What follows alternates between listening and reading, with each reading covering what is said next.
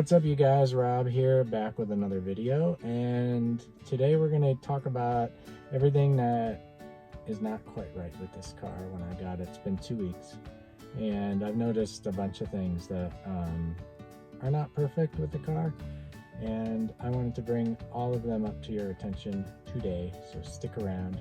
It's all coming right up.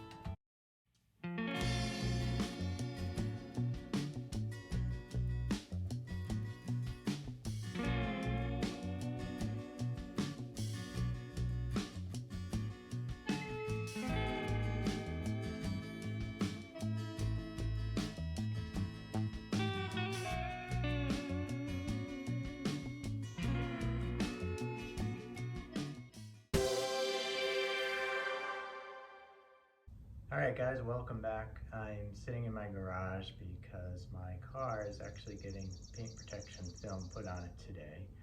And you can check out a video coming up on my semi-failed attempt to try that myself. But speaking of paint, the first thing I want to talk about is the paint on the Teslas. And everybody gives the Teslas a bad rap for their paint, and I am here to tell you, unfortunately, it's true. At least in my case, there's enough blemishes on my paint job that I would have to say it's definitely under the par for other vehicles I've had.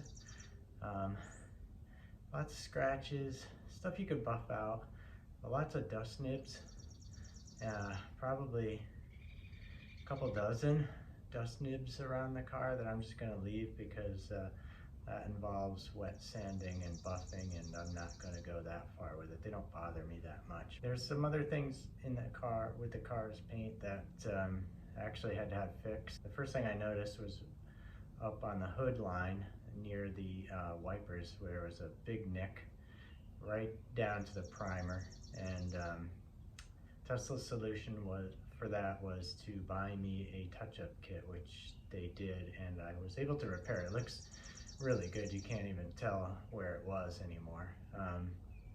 But there were some other issues around the car. There was a scratch in the front logo, which is kind of unacceptable that that's there.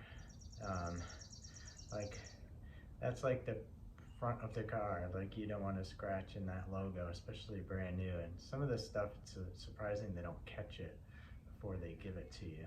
There was also a nick in the front hood. It's just in the clear coat from what I can tell, and I'll show you a picture of it here.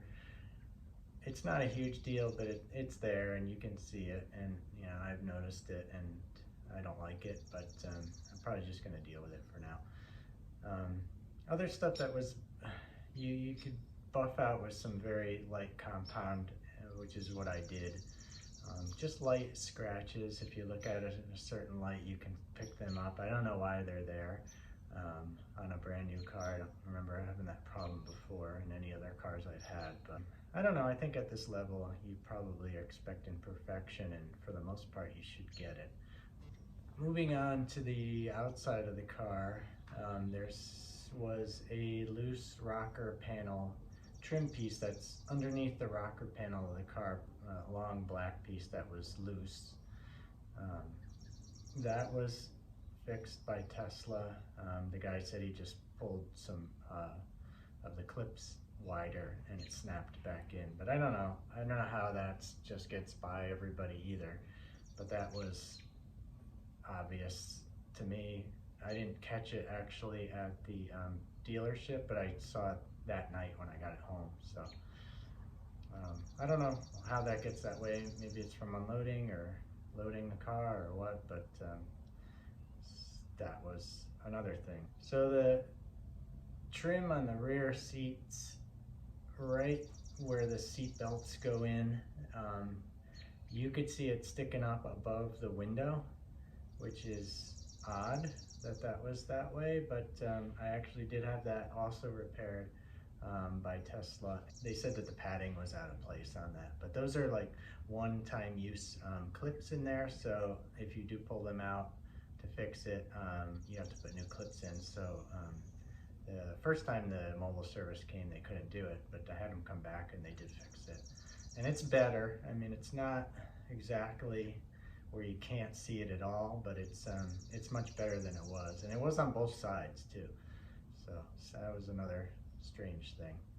I had trim problems in the past with other cars, so I don't really give Tesla a big ding on the trim stuff, but the paint I do expect to be better. Speaking of the paint, I was actually buffing out another one of the scratches that came with the car, and I was near the rear wheel on the driver's side, and I noticed that one of the plastic bolts that hold in the wheel well was backed almost all the way out, like it was about to fall off. So I screwed it in. I was thinking maybe I should check the rest of them back there, and sure enough, there was 3 others that were backed all the way, almost all the way off, and there were 2 that were completely missing. So another mobile service and Tesla came, and he couldn't find them at first, but eventually he found them, and he went and got the nuts and came back again and fixed that.